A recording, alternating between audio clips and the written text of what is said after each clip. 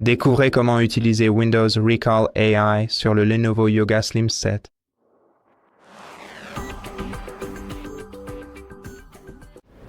Ainsi, après l'une des récentes mises à jour, vous avez peut-être remarqué ce nouvel outil dans votre barre des tâches. Donc, si vous voulez déterminer avec précision si cet outil est vraiment efficace et performant, et s'il vous convient parfaitement, vous allez devoir suivre une série de plusieurs étapes spécifiques.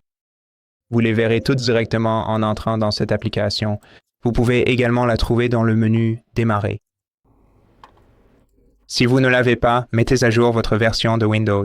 Tout ce que vous avez à faire pour cela, c'est d'aller dans Paramètres, puis Windows Update, de rechercher les mises à jour et de laisser votre appareil se mettre à jour vers la version la plus récente. Ensuite, vous aurez un aperçu de la fonctionnalité Recall. Maintenant, la première chose qu'il nous demande est d'activer le Secure Bit. Pour l'activer, nous devons aller dans le menu Démarrer, éteindre l'ordinateur et après l'arrêt de l'appareil, nous allons devoir entrer dans le menu du BIOS. Pour y accéder, il faudra appuyer brièvement sur le bouton d'alimentation situé sur le bord droit de l'ordinateur portable. Et après avoir brièvement appuyé sur le bouton d'alimentation, appuyez à plusieurs reprises sur la touche F2 jusqu'à ce que le menu du BIOS apparaisse à l'écran. Oups! L'appui sur le bouton d'alimentation n'a pas été pris en compte. D'accord, reprenons et faisons-le à nouveau. Maintenant, nous nous trouvons actuellement à l'intérieur du menu du BIOS et malheureusement pour nous, il est quasiment impossible à distinguer à l'œil nu. D'accord, à présent, vous devriez pouvoir tout voir clairement. Maintenant, nous devons aller dans l'onglet « Sécurité » dans la barre latérale, puis faire défiler vers le bas, jusqu'à ce que vous trouviez la fonctionnalité Secure Boot. Maintenant, ce que nous voulons faire, c'est changer son statut de désactivé à activé, donc sélectionnez Activer ici. Après cela, vous devez appuyer sur la touche F10 de votre clavier, appuyer sur Entrée et attendre que votre appareil redémarre. Une fois que l'ordinateur portable a redémarré, nous devons également aller dans le menu Démarrer, puis dans Paramètres, ensuite Compte, puis Options de connexion. Et nous allons devoir configurer la reconnaissance faciale. Donc, sélectionnez cette option, puis cliquez sur Configurer et ajoutez votre visage afin de pouvoir déverrouiller votre appareil et accepter différentes choses en utilisant la fonctionnalité de reconnaissance faciale. Après avoir fait cela, vous devez retourner dans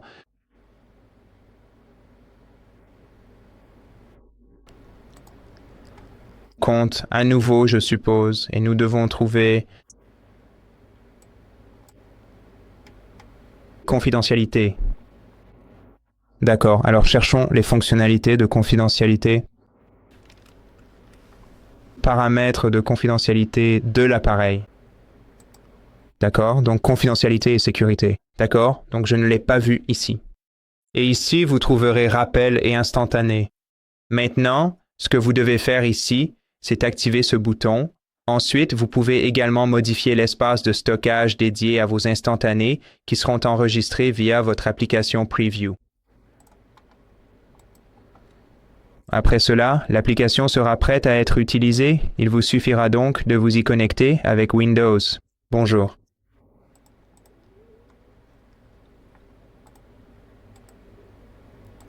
D'accord, ou utilisez simplement votre mot de passe à la place si cela ne fonctionne pas. Et après cela, vous verrez toutes les actions précédentes que vous avez effectuées sur cet ordinateur portable dans les instantanés récents. Si vous cliquez juste ici, vous pourrez remonter dans le temps comme indiqué. En déplaçant simplement cette frise chronologique, vous pourrez accéder aux éléments précédents que vous avez vus sur l'écran de votre appareil. Et bien sûr, vous pourrez les rouvrir à partir d'ici, ainsi qu'analyser tous ces éléments depuis cet endroit. Pour rouvrir votre application, vous devez cliquer juste ici, dans le coin supérieur gauche.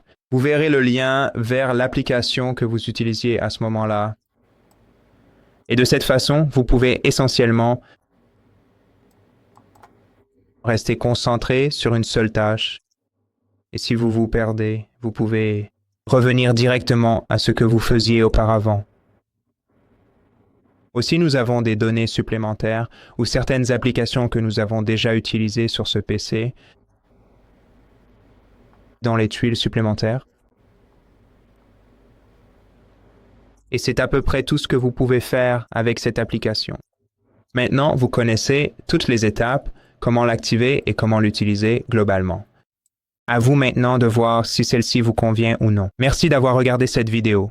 Si elle vous a été utile, pensez à vous abonner à notre chaîne, laissez-nous un like et un commentaire ci-dessous et je vous retrouve dans la prochaine vidéo.